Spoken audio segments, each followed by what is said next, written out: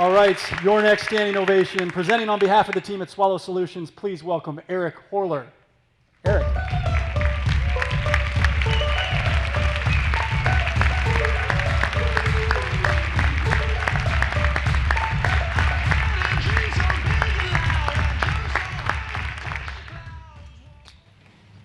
Good afternoon. Thank you for inviting me here to talk about Swallow Solutions.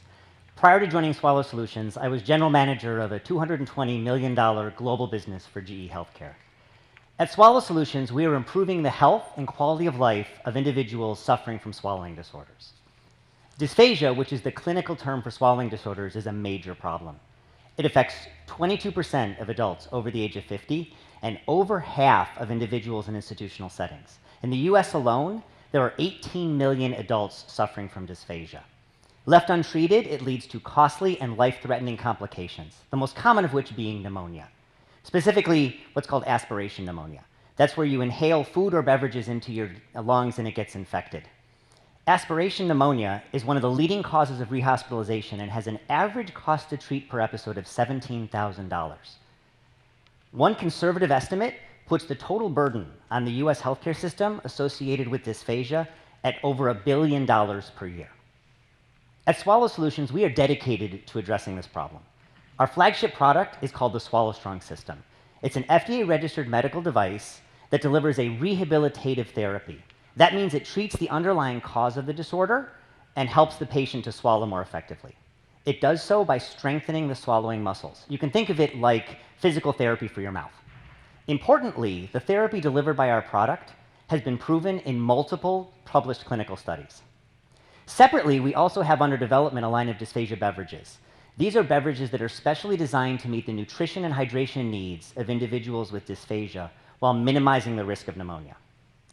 At the foundation of our products is a strong portfolio of intellectual property that includes 3 issued patents and 2 more patents that are pending. We estimate the total addressable market for therapeutic devices to treat dysphagia at about $300 million per year. The total market potential of the beverages business could be many times this size. That said, the most common treatments today for dysphagia are not even products. They're what's called compensatory techniques. This is things that they teach the patient to learn to live with the symptoms, rather than actually treating the cause of the disorder. There's one technology called electrostimulation that's been tried for treating dysphagia, but a recent clinical trial showed that it was no more effective than placebo. There is one product that's been on the market for a number of years that delivers a therapy somewhat similar to ours, and it's called the IOP. And in fact, our founder, Dr. Joanne Robbins, who is one of the most renowned experts in the area of swallowing in the world, did her early clinical work using the IOP. And based upon this, she came up with the idea for the Swallow Strong. The Swallow Strong in many ways addresses the limitations of the IOP for everyday clinical use.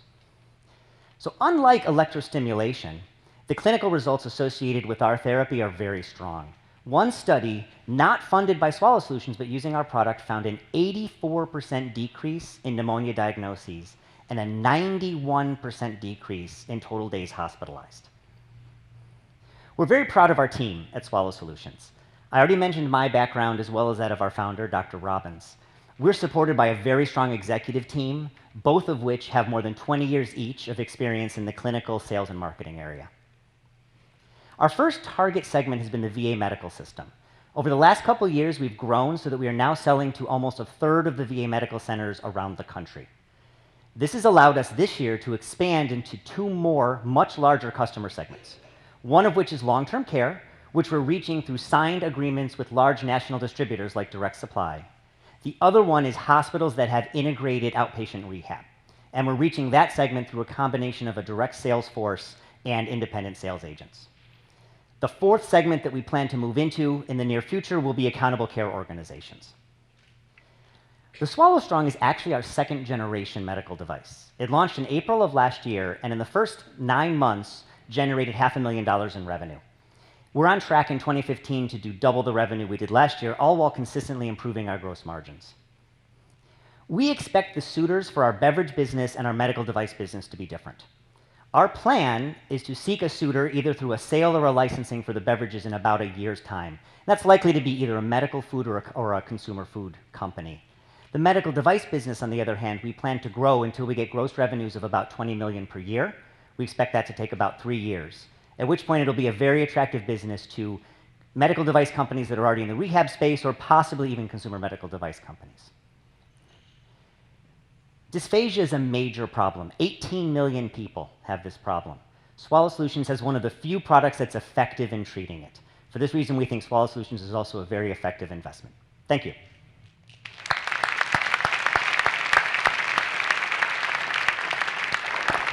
Questions?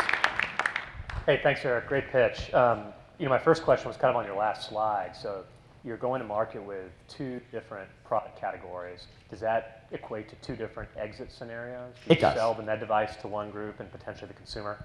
It does. It does. Yeah, the tie is really in the treatment of the patient and the original concepts behind them. Right. But if you really look at who sells what kind of product, it ultimately does turn into 2 different targets. So follow-up question to that. With investors, have you found it challenging to raise capital for 2 different product categories to date, or have you not encountered that yet? We haven't really. And most of the numbers we've actually been using so far have been more based upon the device because we have actual revenue there. Right. But we know that the consumer food business and the consumer medical food business is huge. It's billions of dollars a year.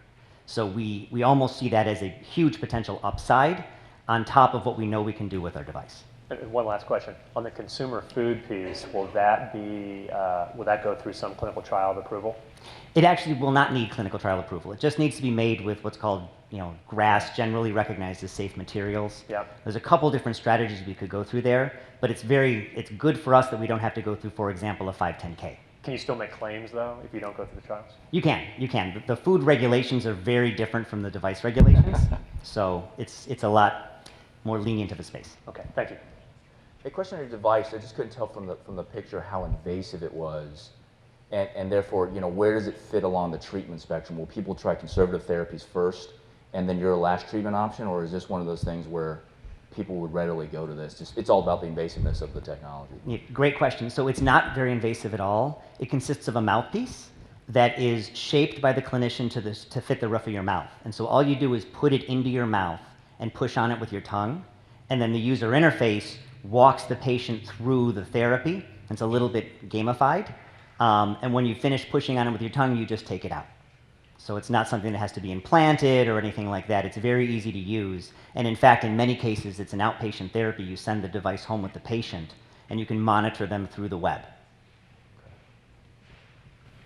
2 questions for you. So the first is, would you mind talking a little bit about some of the limitations with the IOP that your partner described or thought were important in order for her to start a new business?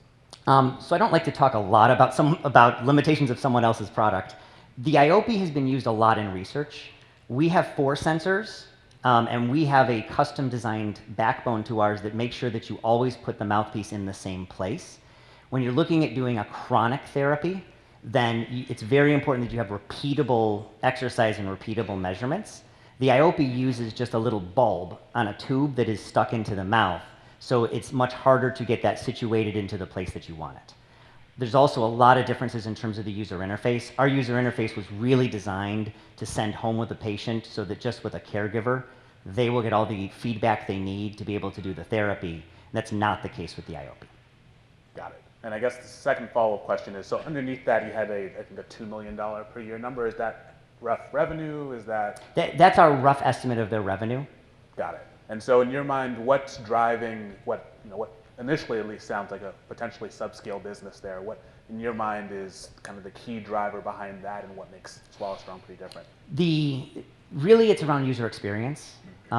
It's one thing to do something under the strict regimen of a trial, but when you really want something that someone's going to be able to do 3 times a day, 3 days a week for 8 to 12 weeks, the user experience is where we think we have a very strong advantage over what they have. Got it. Thanks. I simply have to ask, because why do so many people have problems swallowing? I don't get. Okay. I know nothing about this. Sorry. Yep. And most people don't. Usually when I speak, you end up with a handful of people in the room that start nodding because they've had a family member or someone they know. But a lot of people don't realize it. The prevalence of dysphagia is almost the same as diabetes. So it's that high. The biggest cause is what's called sarcopenia. It's when your muscles get weak. So if you think about as you age, Your arms and your legs get weaker. Well, the same thing happens with the muscles that swallow. And we've actually got research that shows that there's a certain threshold, and over time, your swallowing muscles get weaker and weaker, and as soon as you drop below that threshold, you start to have problems swallowing. Other sources of issues, stroke. It's very common as a result of a stroke to have swallowing disorders.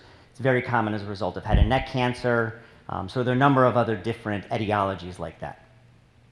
And then the VA is a big deal. Was that a kind of a license to hunt sort of thing where you went through and you expanded in the facilities, or did they put out an RFP to have, you know, was it 30 hospitals or 33%? I forget which one. Yeah, so we're at about a third, About a third, right but now. I mean, that's, you know, a lot of hospitals. There's a saying, if you've been to one VA, you've been to one VA. Yeah. Our strategy has been to basically go VA by VA, Yeah. working with the clinician. The big difference with the VA is the VA owns the entire continuum of care. And so when you talk to them about saving $17,000 per hospitalization, they have to pay for that hospitalization. So they take down all the hurdles to investing in a product like this because they see the savings very easily. And then do you have other acute care clients? We do. So Mayo Clinic is one of our clients, Marshfield Clinic is one of our clients, Purdue University, Stanford University. That's great. Thanks. Is there reimbursement in place for the device? So the therapy has reimbursement.